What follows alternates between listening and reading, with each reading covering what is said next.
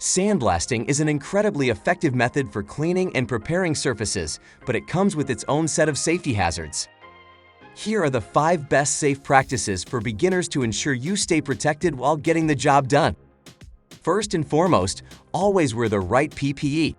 This includes safety goggles, a respirator, heavy-duty gloves, and a full protective suit. Sandblasting generates fine particles that can be harmful if inhaled or if they come into contact with your skin.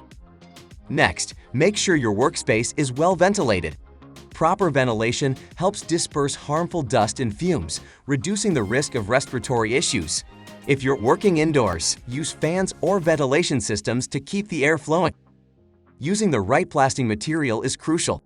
Different materials are suited for different surfaces and projects. Using the correct material not only improves the effectiveness of your work, but also reduces the risk of damaging the surface or creating excessive dust. Always maintain a safe distance and the correct angle when sandblasting. Typically, a distance of about 6 to 12 inches in a 4 to 5 degree angle is recommended. This prevents the material from rebounding and causing injuries or damage. Finally, regularly inspect and maintain your equipment. Check hoses, nozzles, and other components for wear and tear. Proper maintenance ensures your equipment functions efficiently and reduces the risk of malfunctions that could lead to accidents.